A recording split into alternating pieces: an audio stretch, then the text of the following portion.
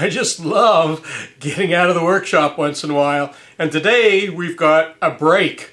We're getting out of the workshop. Well, we're going into another workshop, but we're getting out of this workshop for a while. I had a call a few days ago from a friend of mine, Bob. He just purchased a brand new Kreg Benchtop Router Table. And he asked if we wanted to come over and help him put it together. So what a great idea. So let's go over to Bob's and help him put his little router table together.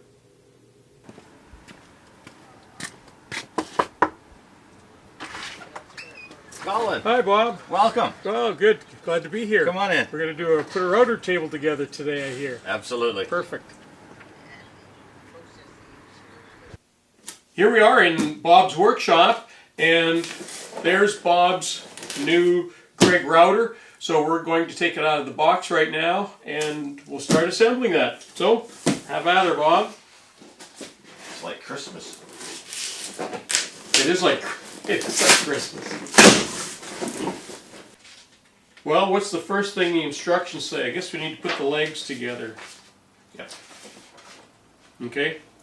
That's probably those boxes. So there's probably some nuts and bolts in there. So we're going to go off camera and put the stand for this together, because you don't need to watch that. It's just putting nuts and bolts together.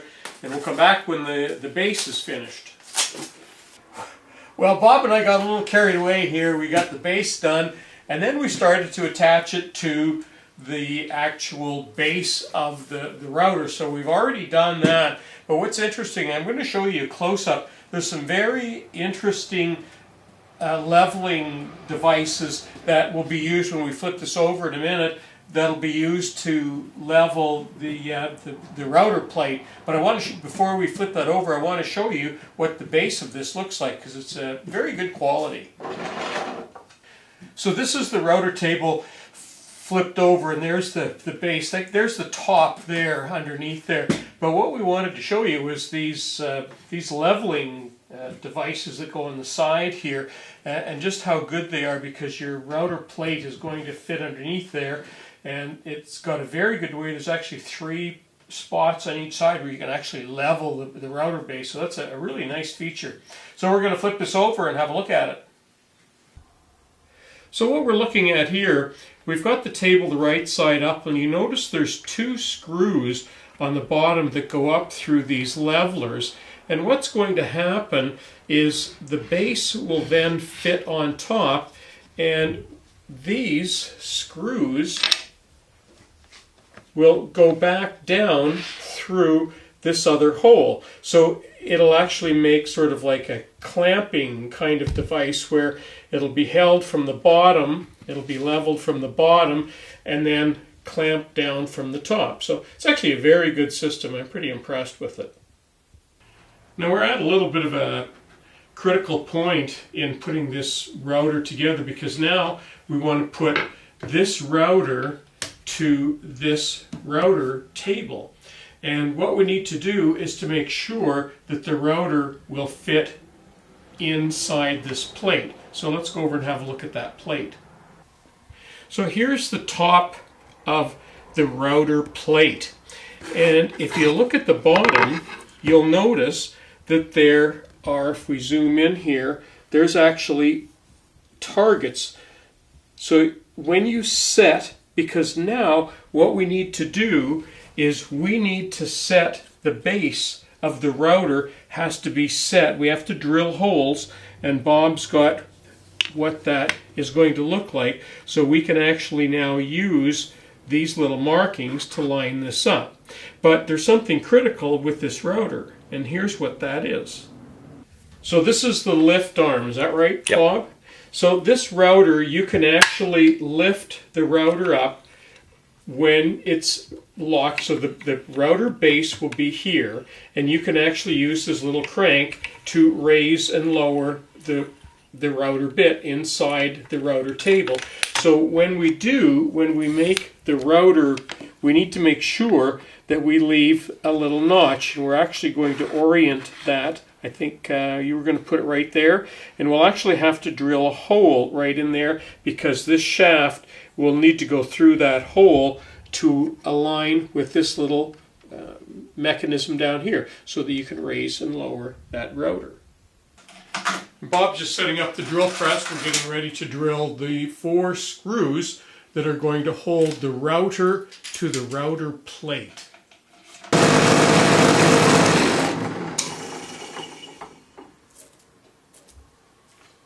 May I say that?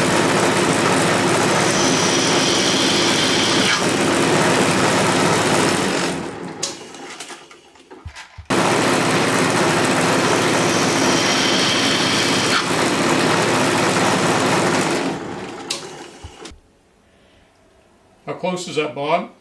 Yeah, we're pretty spot on. Good. Do we want to test it?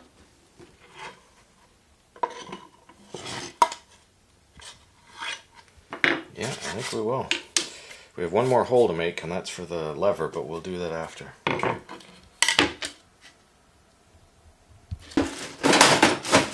Okay, Bob's looking for the chamfer bit now because these holes, 4 holes now, need to be chamfered so that that bolt fits through it.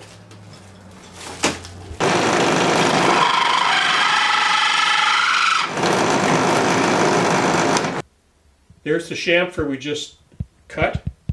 Drop that bolt in there, Bob. Perfect. That's a perfect fit. Now we're just about at that point where we're going to be attaching the router to the router plate. But what we have here is a router bit, and this router bit is stuck in this base, in this router collar.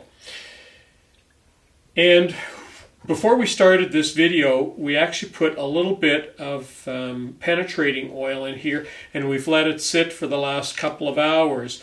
And now we're going to get that bit out because this is pretty common, getting a bit stuck in a router. So what we're going to do is we're going to lock, and all of these routers have a way of locking the pin, and then we're actually going to use some pliers to gently ease this, gently move this, but we have to be very careful that we don't hit the carbide because we can chip that carbide very easily.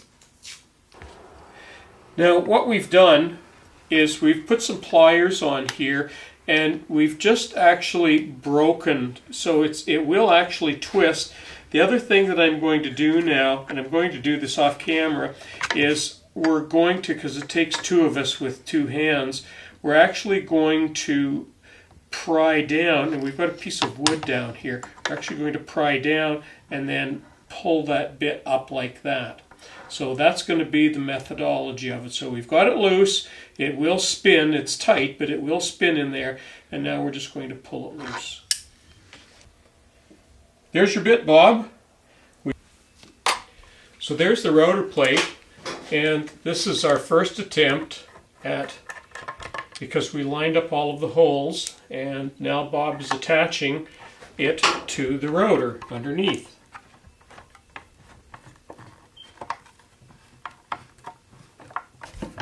There we go, that's perfect.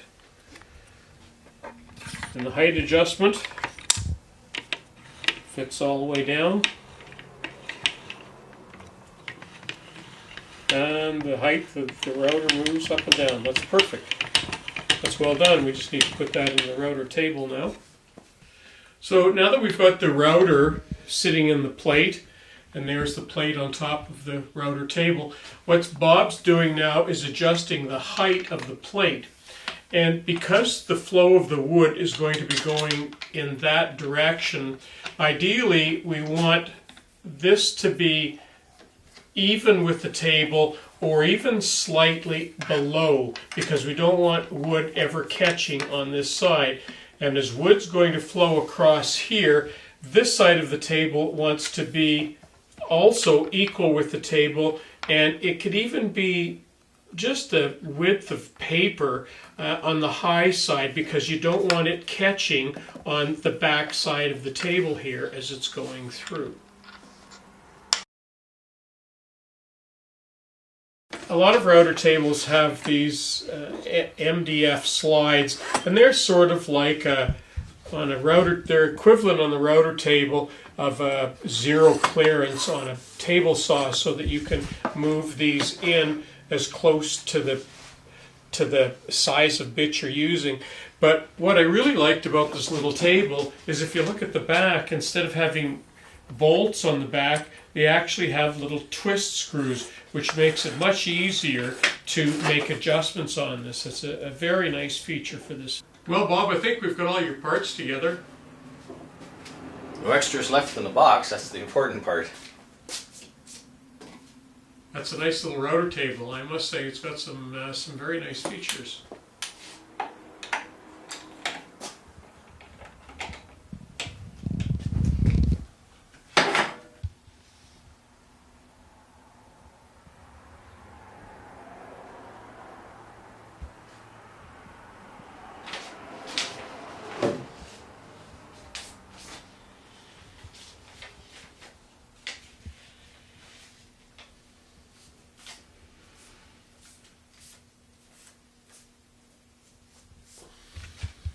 So that concludes our video on helping Bob set up his little Kreg tabletop router table, and we actually installed the router in it as well. This is the first time I've had an opportunity to work with one of these little tables, and I'm pretty impressed with it. It's very well thought out. I haven't had a chance to operate it yet. I'm sure it'll work just fine. It's certainly got lots of great features, and Bob, it should give you years of good use. Absolutely. I'm very impressed. Very well laid out, easy to follow instructions. All the holes are pre-drilled, which makes a big difference. And it was pretty quick to put together, actually. Yeah, it didn't take us too long to put this together, considering we didn't know what we were doing when we started here. I had to read the instructions and everything. God forbid. Yeah. Thank you. I appreciate it. Good. Thanks, Bob. I'm Colin Canet for Woodworkweb. Don't forget to check our Woodworkweb article, because we'll have an associated article that goes along with this.